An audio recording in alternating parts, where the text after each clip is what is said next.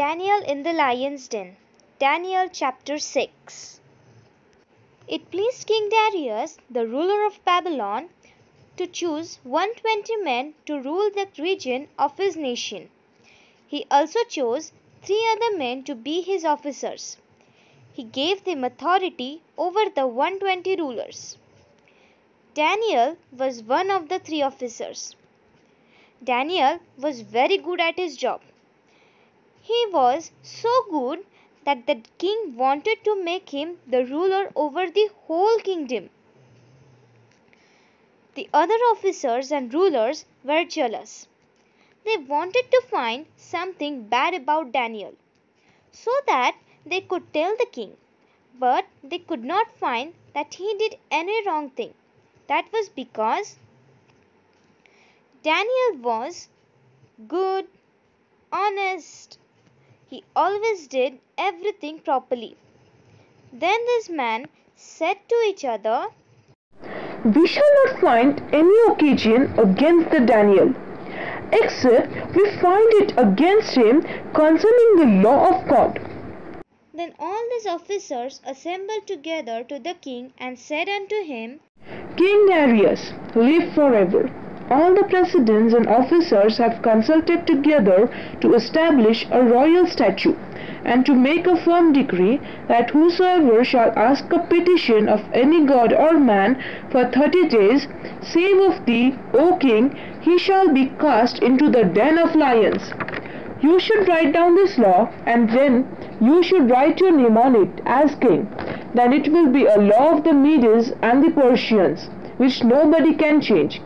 King Darius wrote his name on this new law. Daniel heard that the king had written this new law. Then he went home.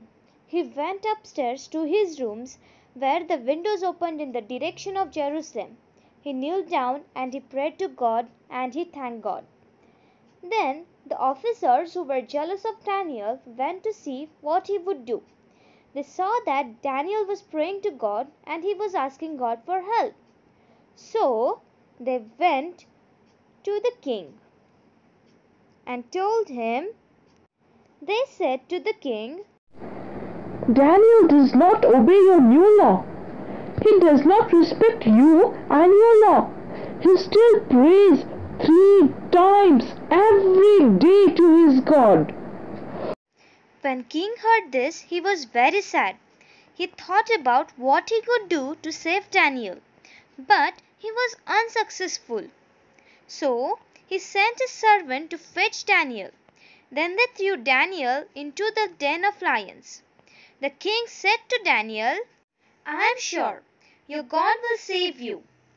Then the soldier covered the top of the den with a big stone, and king marked with his ring of authority. The king returned to his palace, but he was unable to sleep in night. He got up very early in the morning and he hurried to the den. He shouted to Daniel, "Daniel, you have continued to worship the living God as his servants. Was your God able to save you from the lions?" Then Daniel said to the king, "O king, live forever. My God sent his angel and he shut the lion's mouth." The king was very happy when he heard Daniel's voice. He told his servants that they must pull Daniel up out of the den. So they lifted him out. Daniel had trusted in his God, so God had kept himself. Then the king gave command to his servants. They brought the jealous men who had said bad things against Daniel. They threw them into the den together with their family. Before they could reach the floor of the cave, the lions broke all their bones into pieces.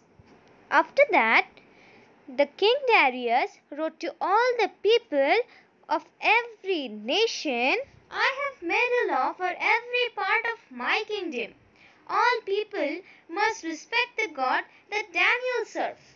They must respect him with fear. He does powerful miracles in the heavens and on the earth. He has saved Daniel from the lion's power."